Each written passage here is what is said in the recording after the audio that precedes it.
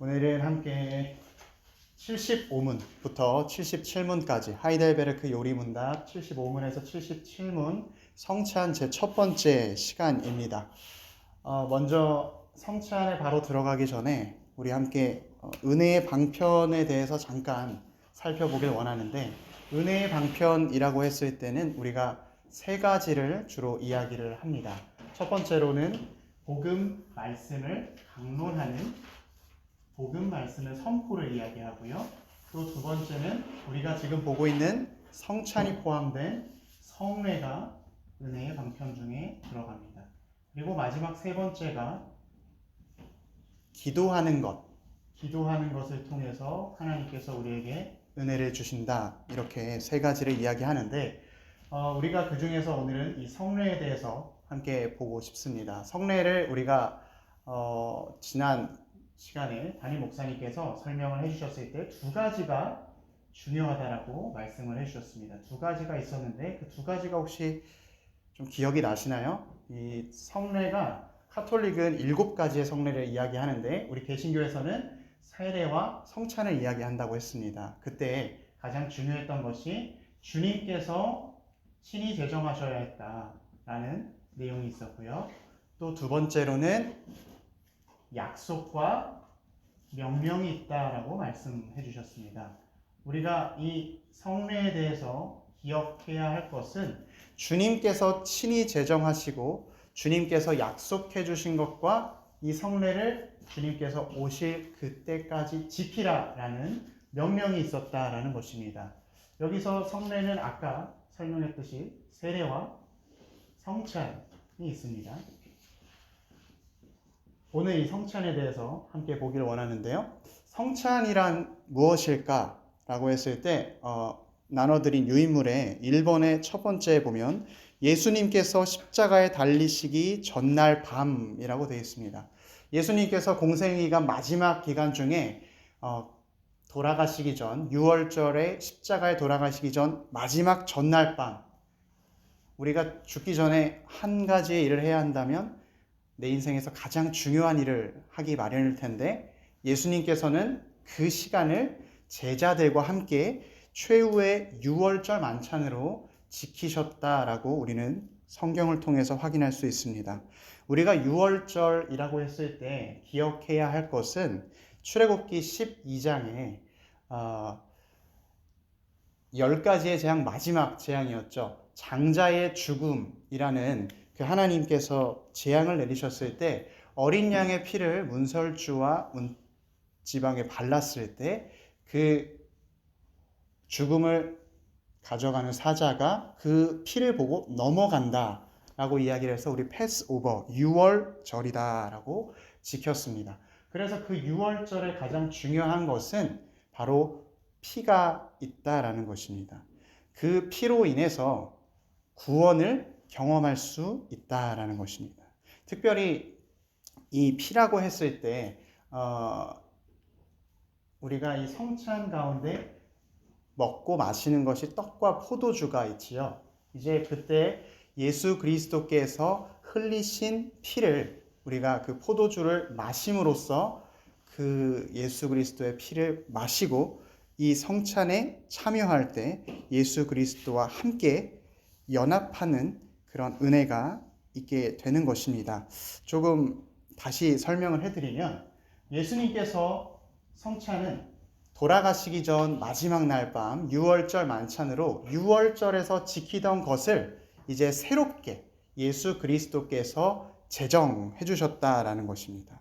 그래서 세례 요한도 이렇게 표현을 했습니다. 보라, 세상 죄를 지고 가는 어린 양이로다. 그리고 사도 바울도 고린도전서 5장 7절에서 그 예수 그리스도께서 6월절의 어린 양이다라고 표현을 함으로써 예수 그리스도께서 다음날 6월절 당일에 십자가에서 돌아가실 것을 암시함과 동시에 그 6월절에서 있었던 의미를 새롭게 예수 그리스도께서 제정해 주셨다라는 것입니다. 그래서 이번에 나와 있는 것이 그리스도의 십자가 죽음을 기념하는 거룩한 예식이 바로 성찬이다라고 이야기를 하는 것입니다. 여기서 기념한다라고 했을 때요. 이 기념한다라는 것은 단순히 우리가 기억하고 끝낸다라는 것이 아니고요. 예수 그리스도께서 십자가에 달리시고 십자가에서 죽으신 뒤에 부활하셔서 그 이후에 승천하시고 다시 우리에게로 오시는 이 모든 과정을 기억하고 그것을 지키는 것에 이 기념이라는 단어에 다 모든 것이 포함되어 있는 것입니다. 그래서 그것을 이전부터 성찬에 대한 다양한 표현을 통해서 우리가 그 성찬의 기념에 대한 의미를 좀 알 수가 있는데요. 이제 The Lord Supper라고 이야기했을 때에는 예수 그리스도께서 친히 성찬을 제정하셨다라는 것에 초점을 맞춤으로써 예수 그리스도의 십자가를 기억하는 데에 조금 더 의미가 들어가 있고요. The Lord Table, 바울 사도가 주로 이런 표현을 많이 사용했었는데 우리가 성찬을 할 때 우리 개인적으로 하는 것이 아니라 우리 교회가 모여서 회중들이 다 함께 참여했을 때 그 주의 식탁에 모여있던 것에 함께하는 것에 초점을 맞추는 것입니다. 그래서 우리가 성찬을 할 때에는 우리 성도들 간의 교제와 성도들 간의 연합까지도 같이 생각할 수가 있는 것이죠. 그리고 세 번째가 유카리스트라는 단어인데요. 헬라어에서 유카리스테오라는 단어의 감사라는 뜻에서 온 것입니다. 우리 성도님들께 좀 질문하고 싶은 것이 다들 성찬식에 참여해 보셨나요?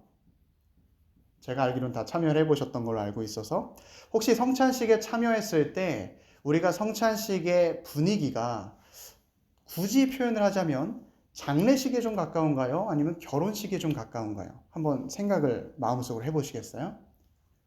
대부분 엄숙하고 예수 그리스도의 죽음을 기억하다 보니까 조금 슬픈 감정이 드는 것이 사실입니다. 하지만 오늘 하이델베르그 요리문답에서는 이 성찬에서 우리가 기억해야 할 것은 바로 감사함이다 라고 이야기해주고 있습니다. 우리가 예수 그리스도의 십자가 죽으심 때문에 슬퍼할 수는 있지만 그 죽으심 이후에 있을 부활과 예수 그리스도께서 승천하시고 다시 이 땅에 오실 것을 믿기 때문에 우리는 이 성찬에 참여하면서 슬퍼하는 것에서 끝나는 것이 아니라 감사할 수 있다라는 것입니다.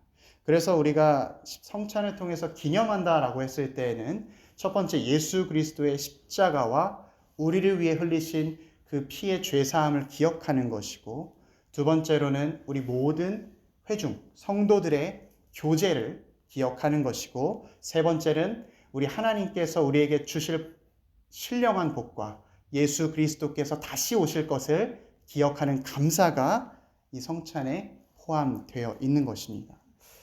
그래서 우리가 이 성찬에 대해서 좀 간략하지 않았나요? 정의를 좀 살펴보았는데 그렇다면 이 성찬이 의미하는 것은 무엇인가? 우리가 이 성례의 특징 중에 이야기했던 것이 사인과 substance, 가리키는 것과 본체, 본질이 있다라고 이야기를 했는데 우리가 이야기하는 이 성찬의 본체는 무엇인가?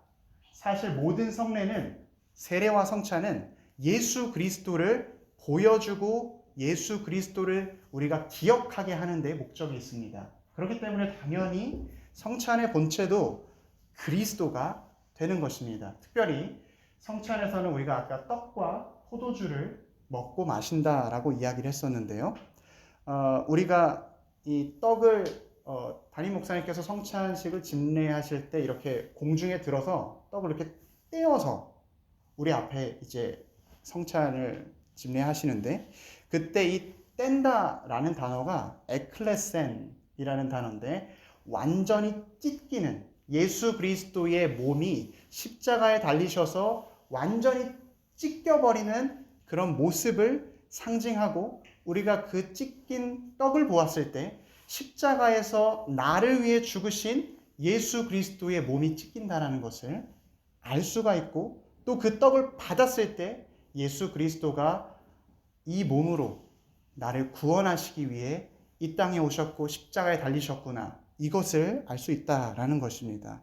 두 번째로 부어서 마시는 잔은 우리가 아까 잠깐 설명했지만 예수 그리스도께서 흘리신 보혈의 피를 나타내는 것입니다. 구약 시대에는 제사를 드릴 때 이 언약궤에 있을 때 짐승을 잡아서 그 짐승의 피를 흩뿌렸어요.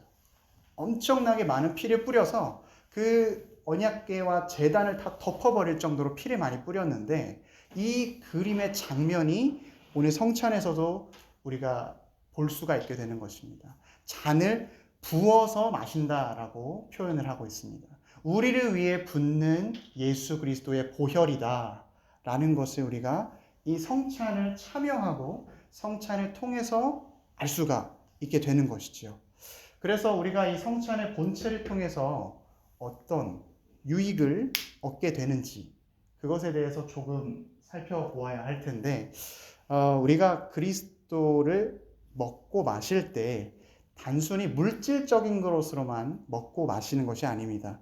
요한복음 6장에 보면요, 요한복음 6장 4절에 보면 공교롭게도 이런 표현이 있습니다. 마침 유월절이 가까우니라.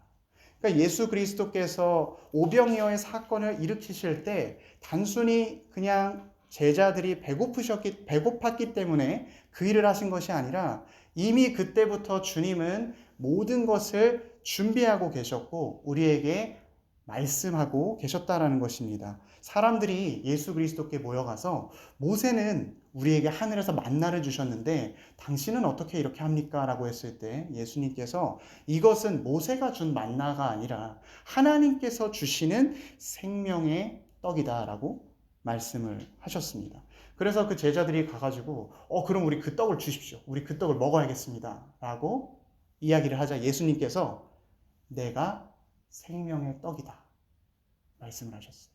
그래서 제자들이 서로 수근수근 거리다가 그럼 이거 어떻게 하라는 거냐, 이거 예수 그리스도를 뜯어 먹으라는 거냐, 뭐냐라고 생각을 하면서 다 흩어졌죠. 예수님께서는 단지 그때 예수 그리스도의 살을 먹어야 된다라고 말씀하신 것이 물질적으로만 말씀하신 것이 아니라 영적인 양식으로서 우리 하나님께서 우리에게 공급해 주시는 영적인 만나, 실질적인 실체 예수 그리스도를 먹어야 한다 말씀하신 것입니다. 우리가 이 예수 그리스도를 먹고 마실 때 우리 가운데 어떤 일이 발생하느냐, 우리가 예수 그리스도를 먹으면 우리 마음 가운데 주님께서 들어오시는 것이지요. 그러니까 그런 표현 많이 들어보셨을 것 같은데, 그리스도가 내 안에, 내가 그리스도 안에. 이것을 이제 조금 더 신학적인 표현을 통해서 이야기하자면 그리스도와 연합한다 라는 표현입니다. 이 그리스도와 연합한다 라는 것은 단순히 그냥 내가 이 떡을 받아서 먹는다 라는 것에서 끝나는 것이 아니라 어떤 의미가 있냐면 내가 예수 그리스도께서 십자가에 달리시고 십자가에서 그 흘리신 피 가운데 내가 동참하고 내가 그 가운데 함께한다, 연합한다라는 뜻이 들어가 있는 것입니다. 쉽게 말하면 내가 그리스도의 죽으심과 부활에 참여하게 되는 것이죠. 그래서 이 연합을 했을 때 우리가 이야기를 하는 것이 첫 번째로 예수 그리스도가 내 안에 계시고 내가 예수 그리스도 안에 있는 유기적인 연합이다 이렇게 표현을 하고요. 또 내가 원래는 죄로 죽을 수밖에 없는 존재인데 예수 그리스도의 십자가 구속 사역으로 인하여서 이제 내가 영적인 생명을 얻고 살아가기 때문에 생명적 연합이다 라고 표현하고요. 또 그리스도께서 성령을 통해서 우리 가운데 임해 주시고 또 우리가 성령을 통해서 그리스도와 연합할 수 있기 때문에 성령에 의한 중재된 연합이다 라고 표현을 하고요. 또 날마다 그리스도 안에서 우리가 주님과 동행하면서 삽니다 라고 표현하는 것이 이제 예수 그리스도와 더욱더 연합해서 죄된 삶이 아니라 생명의 삶으로 살아간다 해서 연합하여 발전하는 연합이라고 표현도 하고요. 또 성도들 각자 한 사람 한 사람에게 임해 주셔서 우리 하나님께서 주시는 신령한 복을 받아 누릴 수 있다는 것, 그런 의미에서 개인적인 연합이 될 것이고요.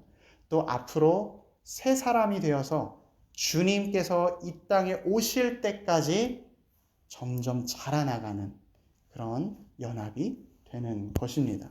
그래서 그리스도와 연합한다라는 말이 되게 많은 뜻을 내포하고 있는데 이거 하나만 기억하면 될 것 같아요. 내가 그리스도의 죽으심과 부활에 참여한다. 그래서 우리 골로새서 2장 12절 지난주 세례 때도 같이 이 말씀을 봤었는데 이 말씀 우리 같이 한번 읽어보도록 하겠습니다. 시작. 너희가 세례로 그리스도와 함께 장사되고 또 죽은 자들 가운데서 그를 일으키신 하나님의 역사를 믿음으로 말미암아 그 안에서 함께 일으키심을 받았느니라. 우리가 세례를 통해서 예수 그리스도와 연합했던 것처럼 이번 성찬을 통해서도 우리가 예수 그리스도와 연합하는 것입니다. 그래서 이것을 조금 더 직설적으로 표현한 말씀이 로마서 6장 5절 말씀입니다. 제가 로마서 6장 5절 말씀을 읽어드리겠습니다.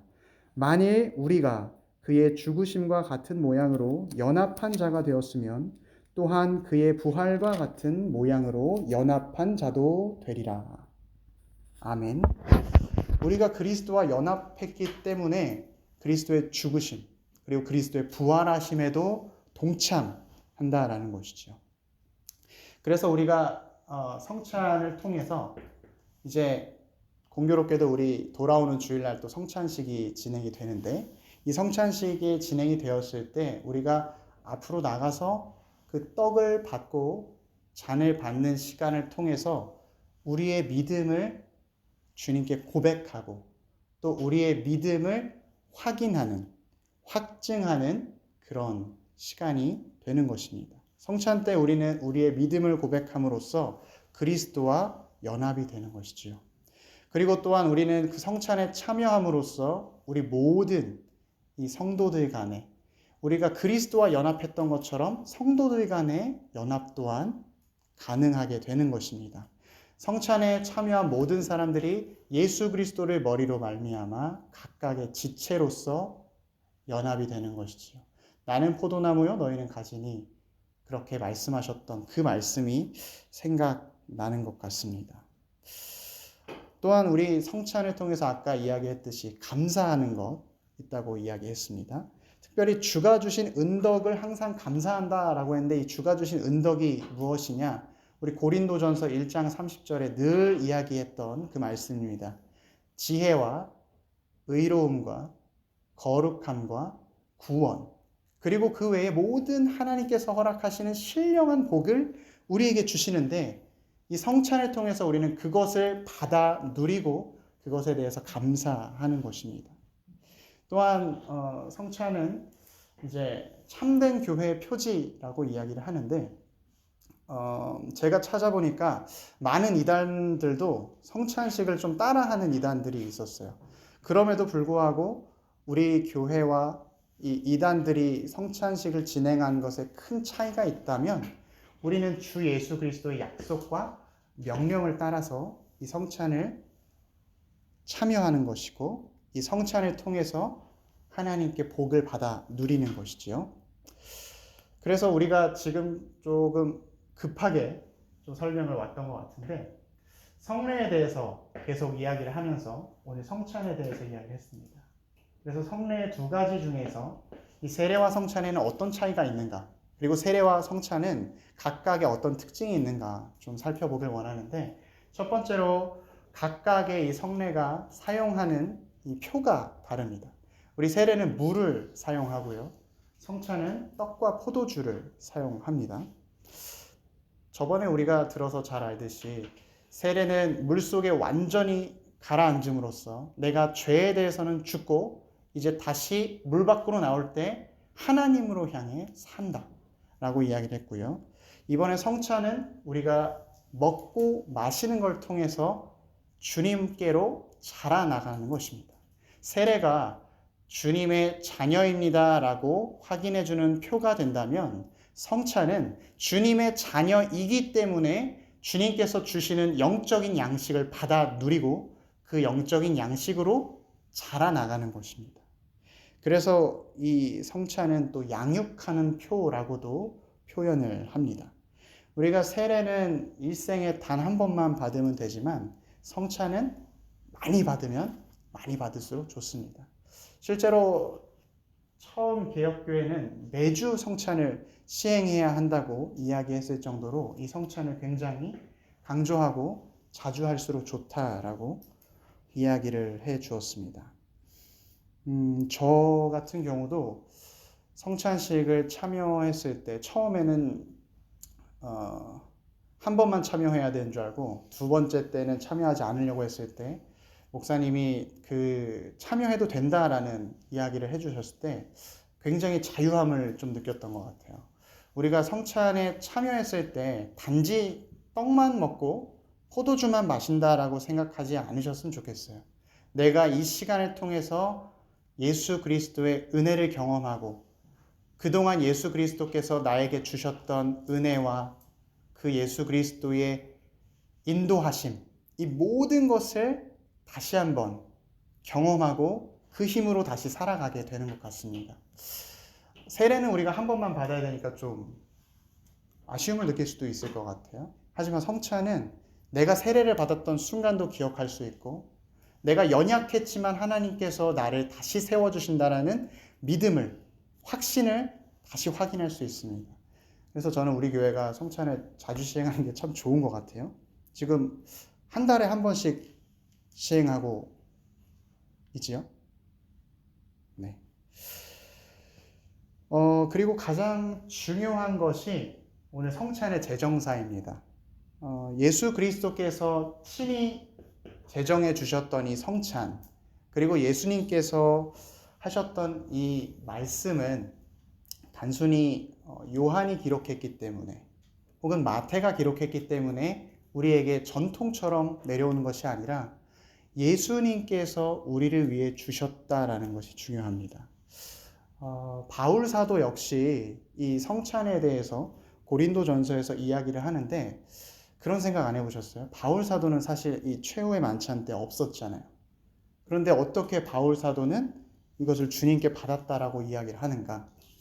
아마 바울 사도가 회심을 경험한 이후에 아라비아에도 잠시 지냈었고 또 예수 그리스도를 직접 자기가 보았다라고 그렇게 이야기하는 걸로 보아서 바울 사도 역시 주님께 직접 이 성찬에 대해서 듣고 받았던 것으로 우리는 봅니다. 그래서 예수님께서 뒷면에 보시면 제가 말씀을 조금 정리를 해왔습니다. 마태복음, 마가복음, 누가복음, 고린도전서. 원래는 총 4개의 본문을 통해서 우리가 이 성찬 제정사를 확인해 보면 좋은데 마가복음 같은 경우에는 다른 모든 본문에 중복이 되고 있어서 제가 임의로 조금 생략을 했습니다. 그래서 마가복음을 좀 찾아보고 싶으신 분은 마가복음 14장 22절에서 24절을 참고해 주시면 오늘 우리가 봤었던 예수 그리스도의 성찬 제정사와 동일한 내용이 나와 있습니다. 다시 앞장으로 돌아가서요. 5번 성찬 제정사를 보게 되시면 이렇게 시작하고 있습니다. 주 예수께서 잡히시던 밤에, 주 예수께서라고 말하는 것은 우리가 예수 그리스도께서 이 성찬을 만드신 분이고 이 성찬을 우리에게 주신 분이다 라는 기원에 대해서 이야기를 하고 있고, 잡히시던 밤에, 이것은 이제 유월절 마지막 그 기간 가운데 예수님께서 이 일을 하셨다라는 것을 보여주는 것입니다. 특별히 예수님께서는 자기 스스로가 완전한 제물이 되셨고 완전한 제사장이 되셔서 우리가 그동안 구약에서 수없이 드렸던 그 제사와 수없이 드렸던 제물을 완벽하게 완성하시고 그 가운데에서 우리에게 가장 좋은 것으로 주셨다라는 것을 우리는 여기서 확인할 수 있습니다. 떡을 가지사, 이제 예수님께서 떡을 집어서 제자들 앞에 보여주고 계신 거예요. 이 떡은 아까도 이야기했듯이 예수 그리스도의 몸을 상징합니다. 출애굽 시절 광야에서 이스라엘 백성들이 받아 누렸던 만나가 지금 이 시간 예수님이 그것을 가리키고 있는 것이다라는 것을 우리는 확인할 수가 있고, 또한 예수 그리스도의 살을 우리가 받음으로써 성찬을 통해 예수 그리스도를 좀 더 잘 보게 되는 것이죠. 여기서 축사하시고, 떡을 가지사 떡에 대해서 축사하시고 라는 것은 감사 기도를 드렸다라는 것인데, 아까 우리 유카리스테오 말씀드렸죠. 예수님께서 앞으로 이 모든 것들, 십자가에 달리시고 죽으시고 부활하시고 승천하시고 다시 이 땅에 오시는 것에 대한 감사. 우리 요한복음 17장에 보면 예수님께서 대제사장적 기도를 하시잖아요. 그때 제자들을 위해서 기도를 하셨고, 또한 그 이후에 제자들을 위해서, 그 제자들을 통해서 생겨날 제자들을 위해서 기도를 하셨고, 그 이후에는 앞으로 믿을, 그리고 돌아올 신자에 대해서 기도를 하셨는데, 마치 그런 것처럼 이 축사하셨다라는 것이 앞으로 예수 그리스도께서 흘리실 피와 그걸 통해서 구원을 경험할 사람들, 그리고 우리들을 위해서 감사 기도를 하셨다라는 것입니다. 그리고 이제 떡을 축사하신 뒤에 뗀다라는 표현이 나옵니다. 여기서 뗀다라는 것은 아까 말씀드렸듯이 찢는다라는 뜻이 있는데, 우리가 이 하나의 떡, 예수 그리스도 한 분을 우리가 받아 누림으로써 우리가 한 형제 자매인 것을 확인하고, 또한 예수 그리스도께서 찢기신 그 십자가 사건을 눈앞에서 보게 되는 것입니다. 그래서 예수님께서 받아 먹으라 말씀하셨을 때, 우리는 그 예수 그리스도를 받았을 때 내가 십자가에 달린 것과 십자가에서 부활하신 것에 참여한다라는 그 믿음을 고백하는 것입니다. 예수님께서 우리에게 이것은 너희를 위하여 라고 주는 내 몸이다 라고 말씀하셨을 때, 너희라는 것이 특별히 복수 형태로 되어 있습니다. 그래서 우리는 이 성례가 사사로이 개인에게 주어진 것이 아니라 교회에게 주어졌다라고 알 수 있는 건데, 제가 그래서 지난번에 목사님께서 강의를 해주셨을 때 이 교회에게 성례를 줬다는 게 도대체 무슨 뜻이냐라고 질문을 좀 드려봤어요.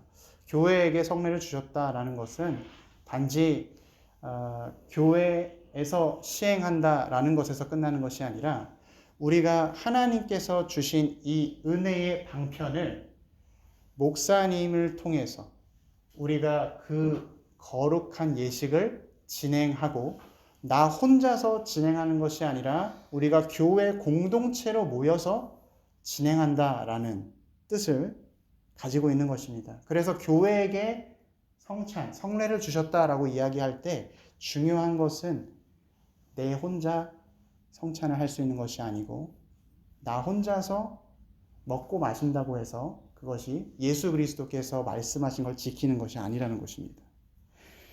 예수님께서 이것은 내 몸이니 라고 말씀하셨을 때, 혹시 다음 주에 성찬에 대해서 이야기할 때 성찬의 본질을 좀 이야기할 기회가 있는지 모르겠는데, 떡을 예수 그리스도께서 주셨을 때 로마 카톨릭은 특별히 이제 사제가 이 떡을 떼서 선포를 할 때 이 떡 자체가 예수 그리스도의 몸으로 바뀐다라고 생각을 합니다. 그래서 우리가 아니라 카톨릭 신자들이 그 떡을 받아서 먹었을 때 예수 그리스도의 몸을 실제로 먹는다라고 믿는 거예요. 근데 물론 맛은 떡입니다. 그 빵일 수도 있겠고요. 그럼에도 불구하고 그들은 그것을 예수 그리스도의 몸이라고 믿고 먹고 있는 것입니다. 오히려 그것을 몸이라고 믿지 못하는 사람이 믿음 없다라고 이야기를 들을 수 있겠는데요. 분명히 맛은 떡이고 빵이에요. 그럼에도 불구하고 그들은 그 성질이 변하지 않았지 본질은 예수 그리스도의 몸으로 변했다라고 주장을 하는 것입니다. 그러나 우리는 완전히 다릅니다. 예수 그리스도께서 우리에게 주신 이 떡은 본질은 떡이지만 우리 성령님을 통해서 우리에게 임하시는, 실제적으로 우리에게 임하신다라고 보는 것입니다. 그래서 어떻게 보면 이런 표현을 제가 한 교수님께 들은 적이 있었는데, 로마 카톨릭이나 다른 교단에서 설명하는 성찬식은 하늘에 계신 주님께서 이 땅에 임재해서 내려오시는 그런 성찬식이라면, 우리가 경험하는, 우리 개신교에서 경험하는 성찬식은 우리가 예수 그리스도와 함께 하늘로 올라가서 그 하늘에 있는 천상의 복을 미리 맛보는, 그 앞으로 일어날 그 귀한 일과 복된 일을 미리 경험한다라는, 우리가 들려 올려져 간다라는 아주 귀한 해석이 있다고 설명을 해주셨습니다. 그래서 예수님께서 이것은 내 몸이니 라고 말씀하셨을 때 이 떡 자체가 예수님의 몸으로 변하는 것이 아니라 성령님의 임재를 통해서 실제적으로 영적으로 임하신다라는 것입니다. 그리고 이것을 행하여, 뒷면에 이것을 행하여라고 이야기를 하시는데 이제 앞으로 이것을 행하여 성찬을 계속해서 행하여 명령하는 것이죠. 예수님께서 약속하신 것과 명령하신 것이 성례의 요소라 그랬는데 여기에 이제 주님의 명령이 들어가 있는 것이고요. 나를 기념하라 라고 했을 때 아까도 반복적으로 말씀드렸듯이 십자가의 죽으심 그리고 부활, 승천, 다시 이 땅에 오심 이 모든 것을 믿고 고백하며 감사하는 것 그것이 바로 우리가 나를 기념하라 라고 말씀하신 것에 대한 반응이자 고백입니다. 이것을 너희가 다 마시라. 예수 그리스도의 보혈을 부어서 마시는 잔을 우리가 받았을 때 우리의 죄가 깨끗해지는 것을 믿는 것이죠. 예수 그리스도께서 주신 이 보혈은 죄 사함을 얻게 하려고 많은 사람을 위하여 흘리는 바. 유월절의 과거의 구약의 제사는 계속 반복적으로 주님께 매번 드려야 했지만 이제 그 과거의 유월절은 사라지고 새로운 주님의 약속이 시작되는 것입니다. 새로운 언약으로 우리에게 성찬을 주신 것입니다. 그래서 주님께서 이것은 내 피로 세운 새 언약이니 라고 말씀을 해주는 것입니다. 우리가 이 새 언약에 참여함으로 말미암아 죄로 인해 막혔던 담이 허물어지고 하나님과 화해함으로 말미암아 우리 마음 가운데 평안함과 우리 마음 가운데 기쁨이 또 샘솟아 나타나는 것이고 또 우리 한 모든 공동체가 예수 그리스도의 잔을 받음으로써 성도의 교제가 일어난다라는 것이죠. 특별히 전에 초대교회에서는 이 잔 자체를 다 돌려서 마셨다라고 해요. 지금은 우리가 물론 하나하나 따로따로 받고 있지만 과거에는 그런 전통이 있었다고 합니다.